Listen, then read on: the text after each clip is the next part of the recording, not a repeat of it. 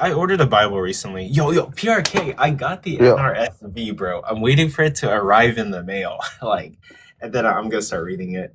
And then I think I'm just gonna, and then, when I have debates, I'm gonna be going back and forth between my ESV study Bible and the NRSV UE. That's the one that I ordered. But it's the one you suggested to me. The one that the scholars use. It's the Bible. NRSVUE is what I've from what I understand. The NRSVUE is the best Bible. I use Yeah. the ESV study personally. Yeah. Actually, okay, so I guess quick commercial break. Basically, I study religion. I dabble in it as a hobby. And I collect Bibles. So I have an ESV study Bible, and then I also have a KJV, large Can I show print. you my pretty Bible? Go for it. And then I have a NABRE right here. This is when I used to be a Catholic. I grew up Catholic, but then I left Roman Catholicism, so I have an NABRE. I have like 2 copies of it. And then I have some other ones. I have a Book of Mormon. These are very easy to get. The Mormons hand these out like people are handing out free donuts. And then I have a Quran. I have a Holy Quran book. It's like right here. Hold on. Another shameless plug, Christ Before Jesus has a book. Yeah, Christ Before Jesus has a book about like whether Jesus existed. So I mean, Also check it out. I have a Quran, and then I have an Eastern Orthodox Bible. An old friend that we're not friends anymore got for me. But yeah, I have the Eastern Orthodox Bible, and it's just a New King James version. So I have King James and New King James version. And then recently I ordered in the mail the NRSV, which is a Bible that's agreed upon by scholars, used by academia, to basically, like talk about Christianity and Judaism. In that Bible is going to have like the scholarly consensus on certain things. And once I get that Bible, I think I'm going to try to read the Bible cover to cover. Right now, I only know. Right now, I know bits and pieces. But like I do still need to read the Bible cover to cover. And yeah. But Christ Before Jesus, you're here. So what do you got for us? Well, I just wanted to kind of build onto the point that was made by, I can't pronounce the name, Kijisimo? Close. Just call me Kiji. Kiji. All right. Yeah, that is a very good point that you made earlier, that a lot of scholars today are going to be basing their opinions off of the scholars that came before them. That's pretty much what any kind of scholarly work or article is going to do, is they're going to say, hey, a previous scholar has already said this, so I'm going to cite them so that you can trust me. And that's pretty much just kind of standing on the shoulders of people who came before you. And that's fine unless their information is potentially wrong. Obviously, if we were standing on the shoulders of every single person that came before us, the sun would still go around the earth according to the brightest minds in the world. That's just kind of how that works. Eventually, someone's going to step in and say, hey, I have evidence to suggest that the people that came before me are wrong in their assumptions. And so, just like you pointed out, people will quote or cite Bart Ehrman, and that's perfectly fine. Bart Ehrman is not an idiot. It's just that his information that he is basing his opinion on, going all the way back to before Internet Explorer was a thing, back in the early 90s when he was first writing his first books, that information is now seen as incorrect by modern researchers.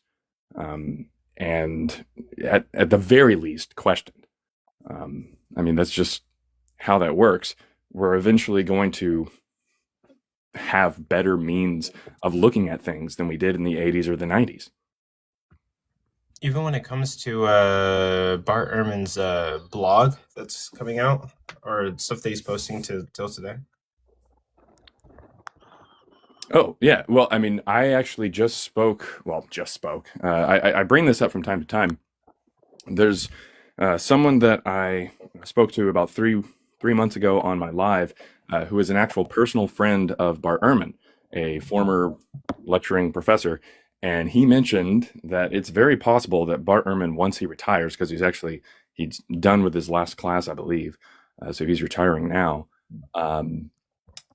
They actually hinted very strongly at the idea of Bart Ehrman coming out with a book that said Jesus may not have actually existed.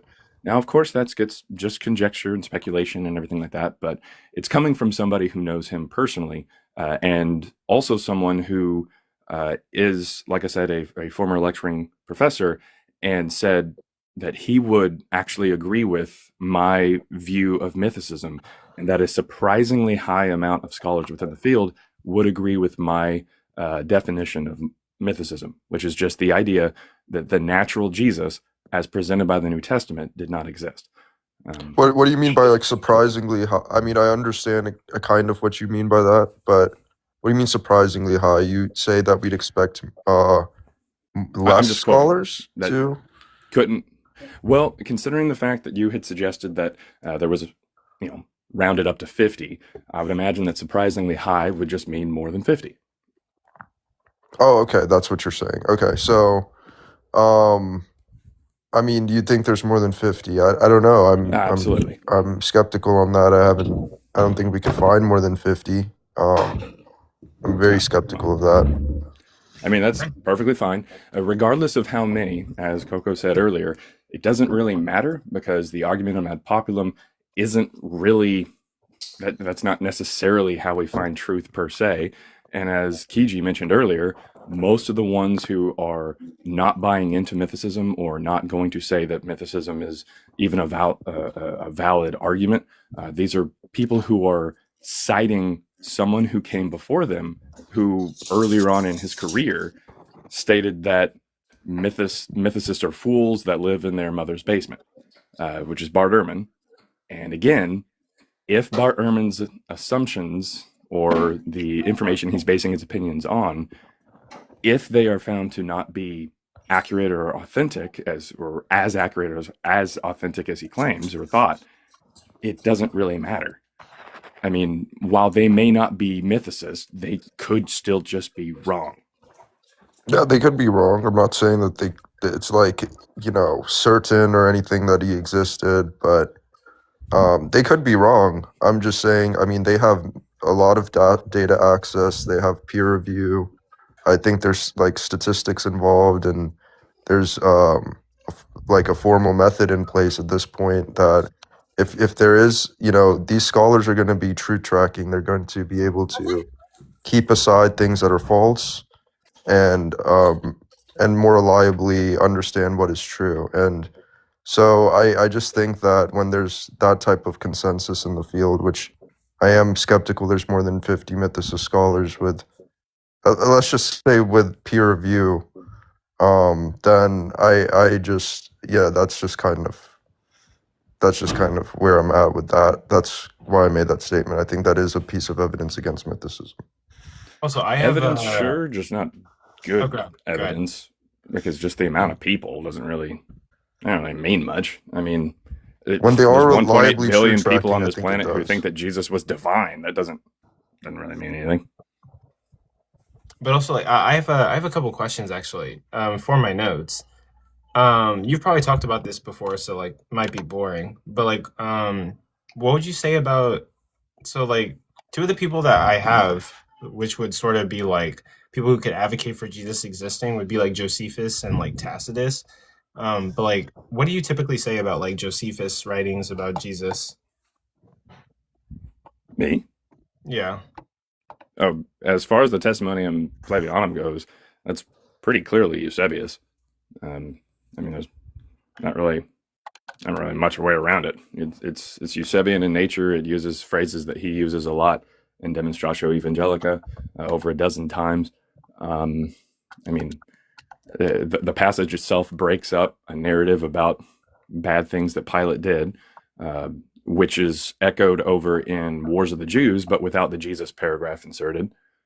The first person to say anything about it is Eusebius.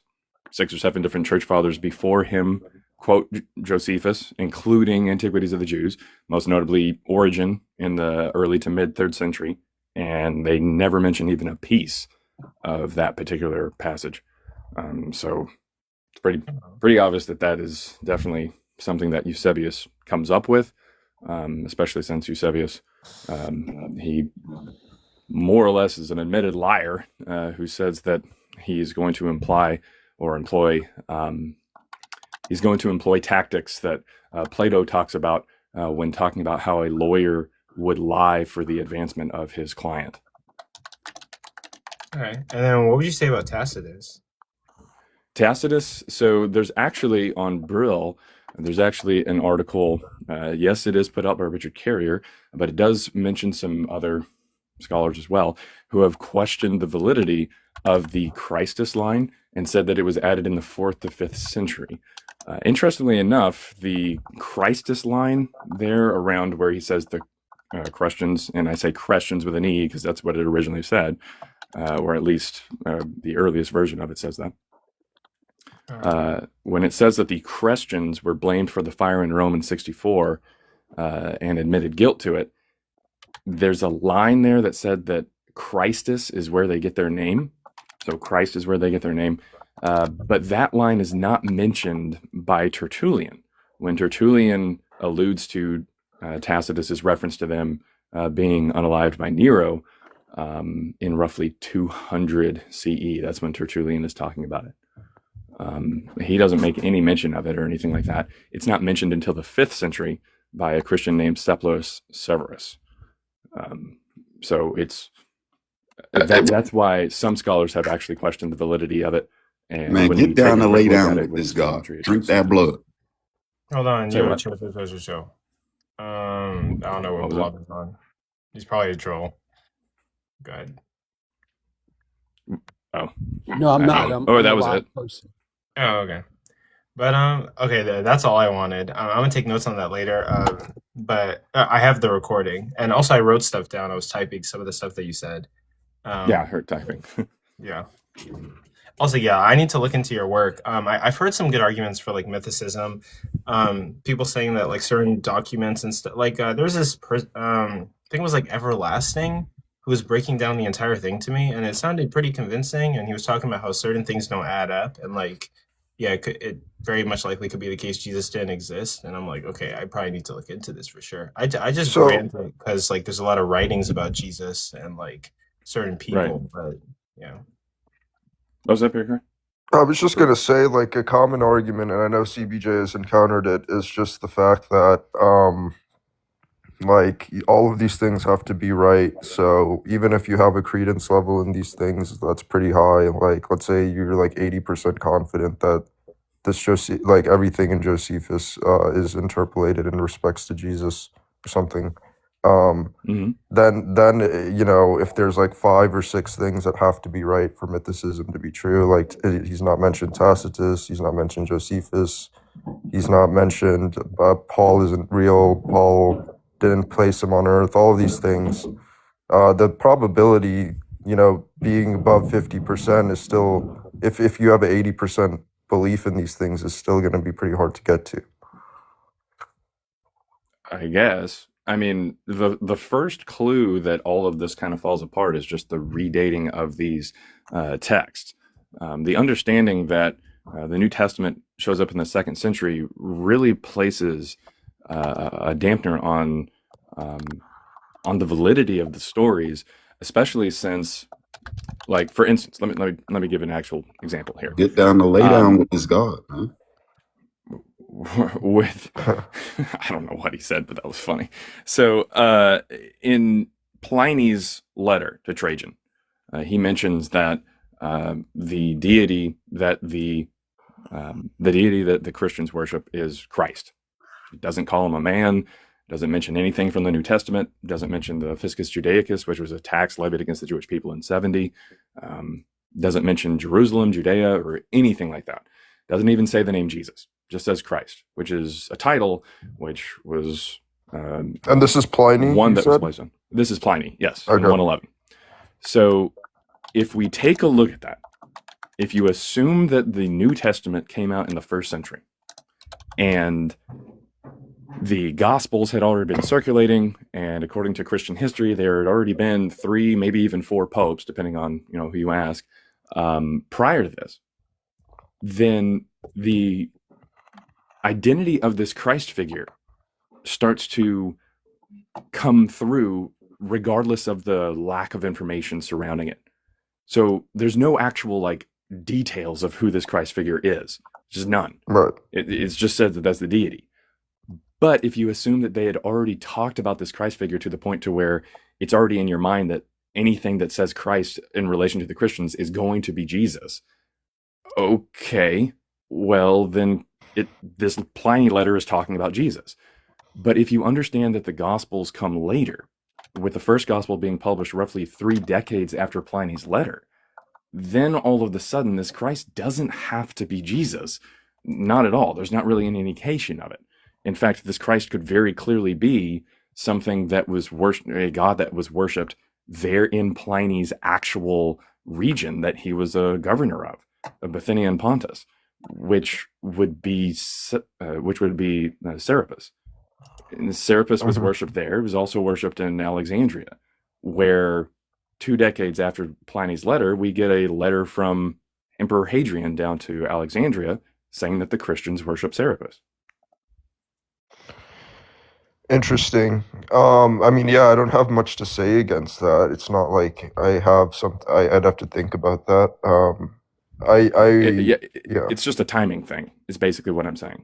If you understand the shift in the timing, it moves things a lot better. So you don't have to go, oh, well, I'm this percent sure of this and this percent sure of this. Because I see your point. I really do. Like, it almost sounds like a conspiracy theory that, oh, everything has to line up perfectly. And it doesn't necessarily. It's just, if you shift the timeline, it just automatically moves everything else. But what about, so would you consider these Gospels to be written in the 2nd century, but like Paul's letters to be written in the 1st century?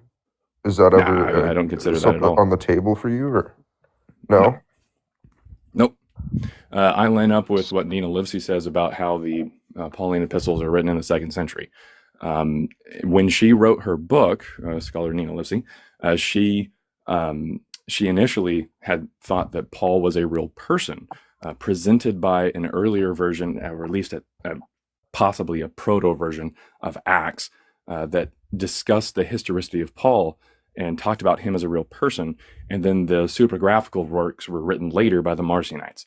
After discussing with me and my co-author, Nina has changed her tune to the idea, like in an interview with Jacob Berman on History Valley, she said that there's a good possibility Paul didn't exist at all. Yeah, I think she argued that in her book, didn't she? Sort of.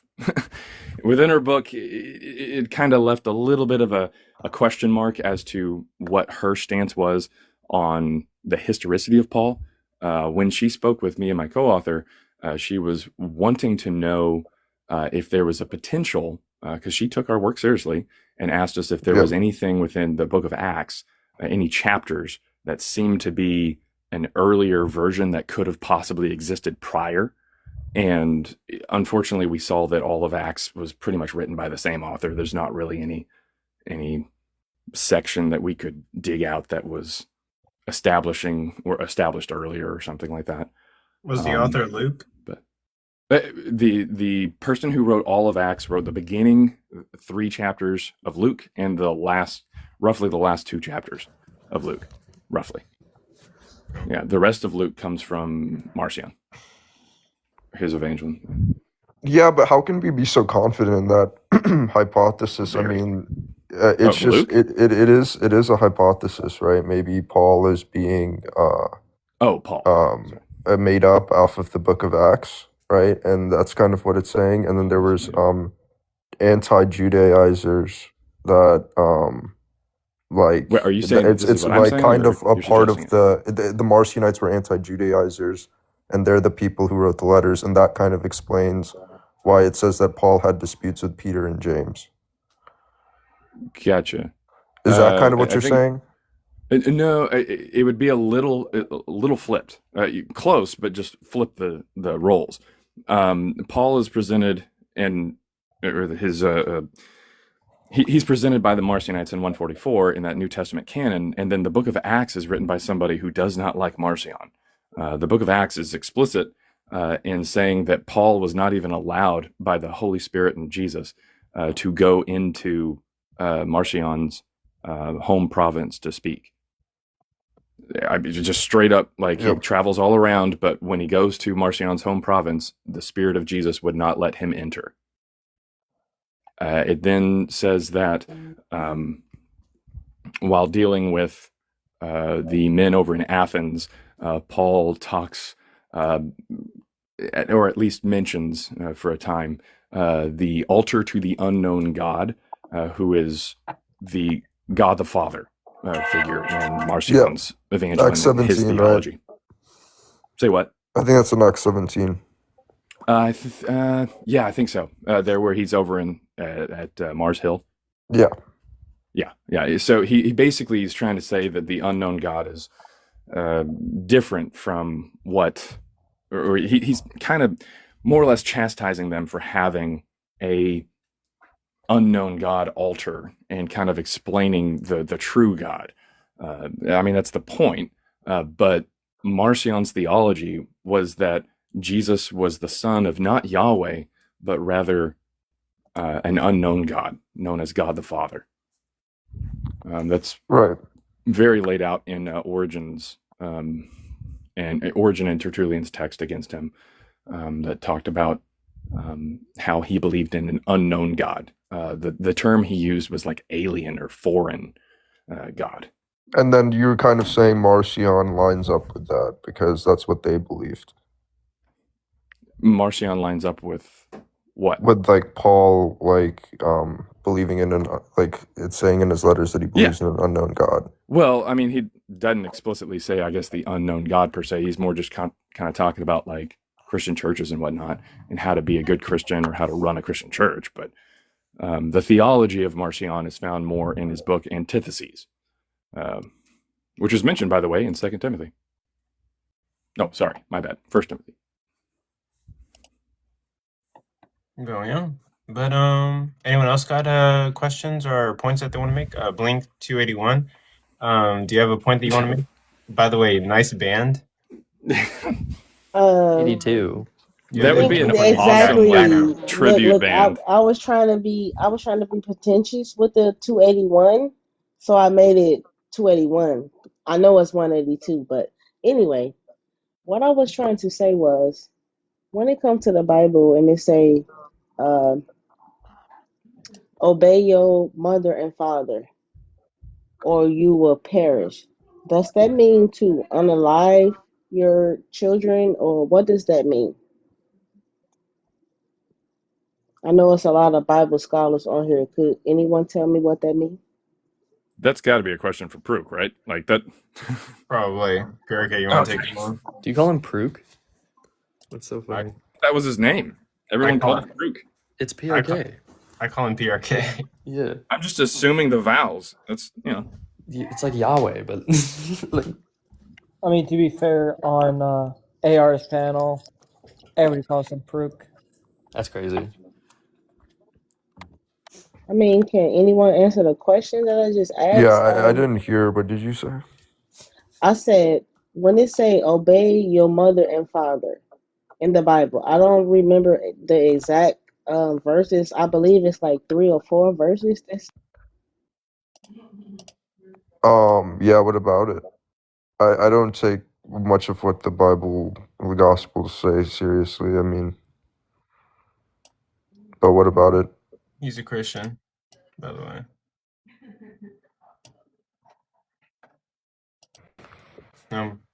But I guess I wonder what she's asking.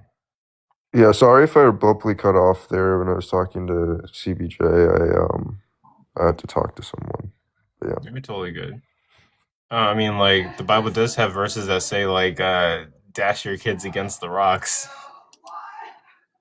I mean, not your kids. But... Happy is the man who dashes his kids against the rocks. Yeah. I got a call. I didn't hear anything you guys said. I'm sorry. I got a call. Well, Somebody called me. Could you repeat it? That? Oh, yeah, but I guess we're asking, like, what's your question per se? Like, a re-ask it? My question is, You muted again? Did you get another call? Popular people keep getting calls and talking to people. Yeah. But thank you guys for being here. If you can, please tap your screens, like the live. I'm going to be here for a couple hours. I'm uploading videos onto YouTube. But that's what I'm working on. Hello, can you guys hear me now? I'm sorry. I keep getting calls. I'm sorry. Oh, no, you're good. Yeah, we can hear you. Just ask your question again. Okay. What I was saying was the Bible say obey your mother and father or you will perish or something like that. I don't know the exact verse. Yeah. But the verse supposedly mean they can unalive you. Your parents can unalive you if you disobedient, if you don't do anything they say. So is that true or am I reading that wrong? Well, I don't know. I haven't looked into it much, but I don't necessarily care about what is said in the Gospels, or if Jesus said this. I mean, I don't think Jesus actually said it. He said it according to the Gospel authors. You're so close to mythicism. Just come on over. We got barbecue, man. Do you possibly have an address for that verse in the Bible? Like, where's it coming from? Give me a second. Let me look it up. I don't know exactly. Can I look it up? Do you Yeah, guys go for mind? it. Okay. We're gonna be here all day. But CF Jewel, do you got anything? On this specific topic? Or any topic, really. I got a question for CBJ if he is willing to answer it. Go for it. I heard that your use of stylometry was incorrect in your book. Oh, you did? Yeah. Oh, okay. What data scientist told you that? Some fucking random person on the internet who was talking shit. Okay. But yeah. No, the main contention that some people have is that there's not enough data within some of our runs. So in other words, when we go into the Greek New Testament, we chop things into chapters. Now, I understand that obviously these are chapters that are added later, but regardless, they're at least usually based around certain sections or narratives, if that makes sense. Usually you don't find chapters in the middle of a story, usually. Does that make sense? Yeah, I think he was saying something like your sample size was 100 words and not 1,000 words or something along those lines. Yeah. That's where I'm getting. But so here's the deal. The scholars behind the software that we use, which is called Stylo, it's a package that runs in our studio. They have said, excuse me, that you need about 700 words in Greek in order to get accurate runs. This was something that they stated based off of their findings, which do happen to move slow because they need a lot of tests for it. But they felt confident in their results at 700 words per file. So when you take a look at the Greek New Testament, the average words per chapter in the New Testament is somewhere around about 500 to 600, somewhere in there. So pretty close to the 700. So when we chop things into chapters and we see the results that we have, we share them, and some people say those file sizes are too small. There's not enough data. So what we have done is we've actually combined chapters. We've even combined 2 chapters at a time, 3 chapters at a time, and even 4 chapters at a time, and still get the same results that we have at the single chapter level. So people like to bark about certain things because they think that you need even more than 700, simply because of old, outdated resources on stylometry based off of older distance formula models. But regardless, long story short, these people are using old, outdated resources to say that we need more data. But even when we match that amount of data that they're just arbitrarily requiring now, we still get the same results. So it doesn't really matter. So at the end of the day, most people who are going to complain about the stylometry that we use and our readings of it or our use of it, they're going to pick and choose what they want to believe and what they don't. Because we do actually line up with what scholars have said for hundreds of years in some cases. For instance, we see that Luke 1 and Acts 1 are written by the same author. That's perfectly fine, and no one's going to contest that. But we say that Luke 5 is written by a different author from Acts 5. and they start to say, "Oh my God, you did the telemetry wrong." So that's just how it works. It's just butt hurt Christians. Yeah, thanks for answering. Appreciate it. Yeah. And also, sir, Can I give the verse for what I Go was for talking it. about? Do you guys remember what I said? Yeah, go for it. It, She got another damn phone call. sorry. Yeah, the verse. Oh my gosh. Oh my God. I was looking up the verse. It's no, you're good. Ephesians, I think 6:1. Ephesians. Okay, wait here. Let me pull it up on my Ephesians 6:1. Mm-hmm.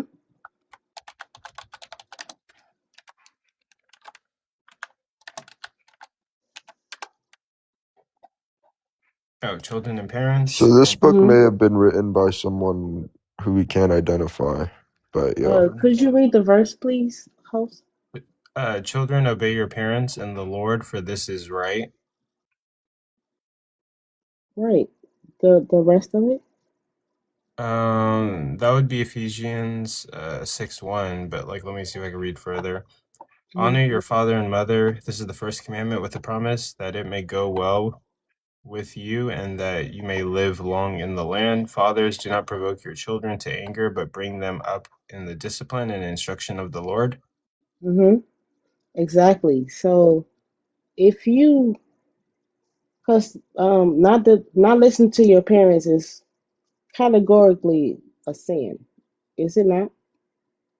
It's not saying it's a sin, but it's saying that obeying your parents is in favor of the Lord. That's the idea that it would be implying.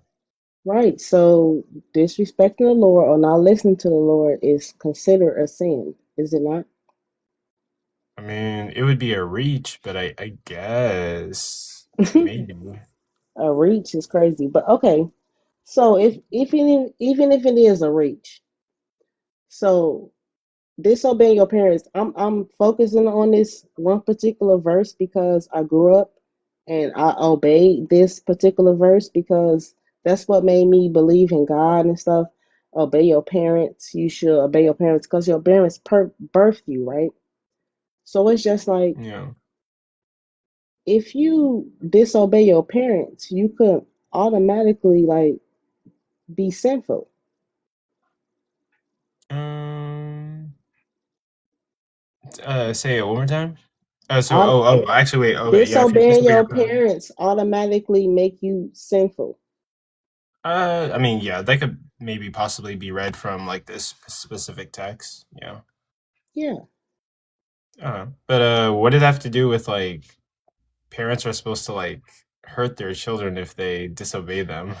Yeah, because if you are sin, the price for sin is unalivement. Um, I mean, yeah, but I mean, God is typically going to be the one that dishes out that punishment according to like Christian belief, not necessarily your parents, unless God instructs the parents to do so in the Bible. And I say again, what is a sin? It's the not obeying God, Yeah, Basically, but it's like, transgressing the law of God. transgressing. yeah. Thank you. So that's automatically a sin. So if you disobey your parents, you are sinning. You transgressing the law. I think you'd have to So prove that this was in the law in the first place. no, but no, it no. just kind of depends on your reading of the fifth commandment. Right. Because, I mean, So it's just straight up says, honor your father and mother. exactly. So it just kind of, like Coco said, it's a bit of a stretch, but I can tell you right now, it sounds as if you were brought up in a pretty conservative, maybe fundamentalist household. And I would tell you that Go just ahead. person to Continue. person, those people were wrong. Like they just were. And I Like think even the Did my religious Wi-Fi people cut? on the panel, like Prue, would probably agree with that. yeah. I'm not saying that that's what it exactly say. That's what I perceive from it. So I want to know exactly because that's what made me believe in this God. You know what I'm saying? That's what made you believe in God? Like the idea that you might like be unalived by your parents if you didn't? Is that like a fear kind of thing? Yes, that's exactly what I'm saying. If that's the only thing that's holding you back, then I guess welcome to atheism, because that's a terrible reading of the text. It's a stretch, and it's just fear based, kind of against fear mongering would be the best term for it. It's not right. It's not moral. And even if the Bible straight up said that is what you're supposed to do, you're supposed to obey your parents at every turn, that's still wrong. So I mean, I don't know what to tell you. It's just wrong. It's wrong, wrong, wrong. Yeah, because I mean, what if your parents are like heroin addicts and they say like, grab me the needle and inject me with it? I mean, like, should you obey your parents at like every single command? Probably not. Exactly. That's my whole point. That's why I brought this question up, because it used to tear me up. I was conflicted with, what if your parents, like you just said, are addict and all of that? Like, should you still obey them? Am I a sinner for that? Like, you see what I'm saying? Yeah, but you've got a pretty good head on your shoulders, and you're absolutely somebody who is capable of taking a look at this and going, "This doesn't sound right." Please rest assured that no matter what anybody within the religion has told you or your parents have told you, obeying them is not something that is going to bring the judgment of God upon you, or disobeying them. It's just not going to happen. No. So again, if that's the only thing keeping you in the religion or keeping you in believing God, again, there are plenty of resources out there for you, but atheism is not as scary as people make it seem to be sometimes. But again, that's what you're talking about, what you're discussing, and what you've been told is just morally wrong. Yeah. Thank you Welcome for to that. atheism or agnosticism. Thank you, guys. I love this. Thank you. Yeah, no problem. And yeah, there's like a huge like atheist like debate community on TikTok, and like we're friendly. We're not like filled with Satan like the Christians might like to say. Some of us, but Hello. But I mean, I can drop down if you want. I can leave. Or follow me. I'll follow you, and like come back anytime. Discuss with me. Bring back any new questions or research that you want to bring, and I'm happy to have the discussion with you. Okay, thank you. Yep. But it's JNR. What do you got for us?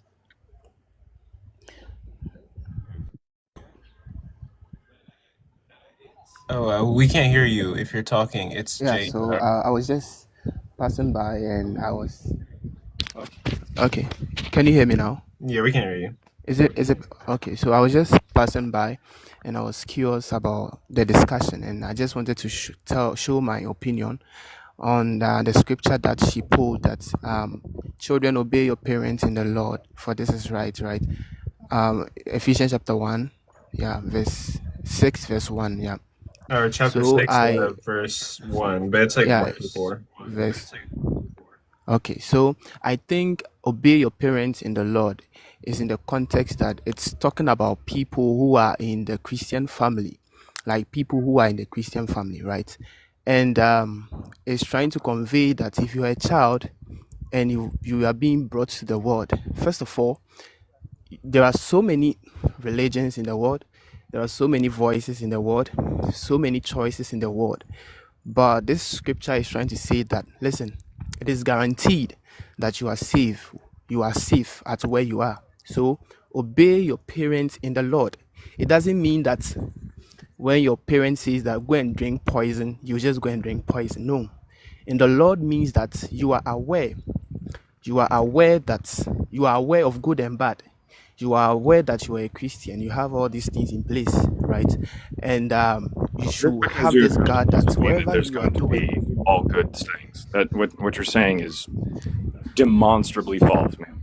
Just because someone is Christian, just because the family's Christian, just because the parents are Christians, it doesn't matter how fervent they are. It doesn't matter how fundamentalist or conservative they are.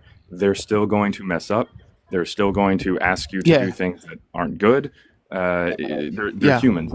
Like just yeah, right. But the it is Christian better moniker is than not suddenly just automatic whitewashing of everything bad.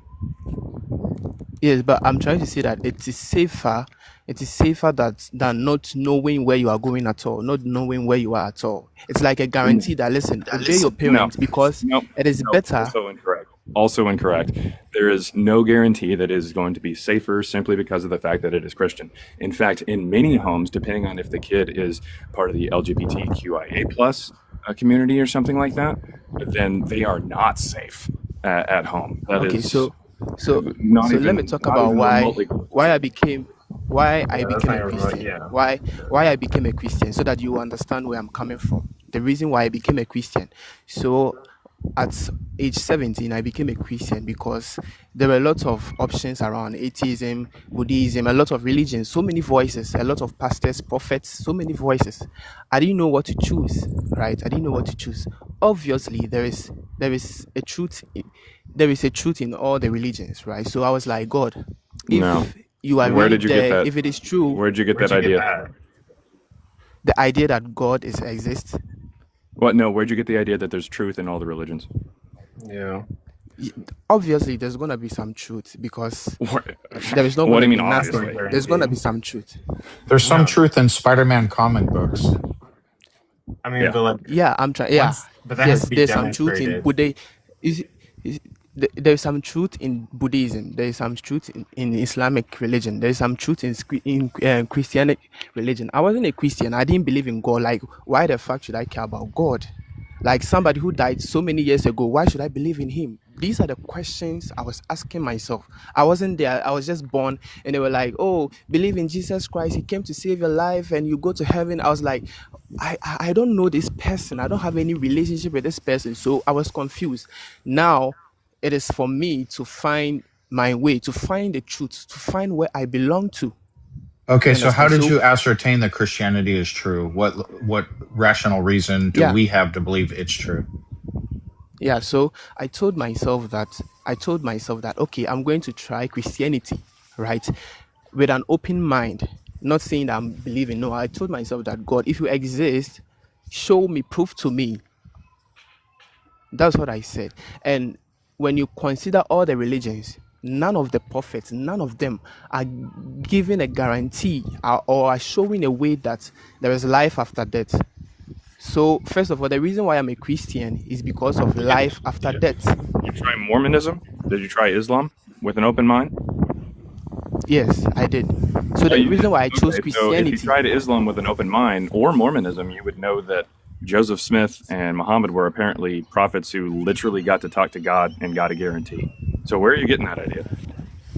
yeah, I'm trying to say that. The reason why I chose Christianity, even when Jesus Christ was on earth, he spoke to Moses and Elijah. He spoke to okay. them. All right. It's in the Bible. Yeah, it's in the Bible. I'm out, guys. He spoke See to ya. them. Thanks for bringing me up, Coco. Yes, Yeah, be come back. on, Yeah, That's he crazy spoke I to can them. take. Yeah, bro, he spoke to them in the book of Matthew. You can read. It's He sure took the you're just disciples kind to of the preaching mountain. right now. Wait, hold on, JNR. No. Wait, hold Okay, on. okay. Wait. Hold on. The issue that we're having is you're Okay. asserting a lot of things, and like, why should we trust what the Bible has to say? The Bible Uh-huh. gets a lot of Okay. things wrong.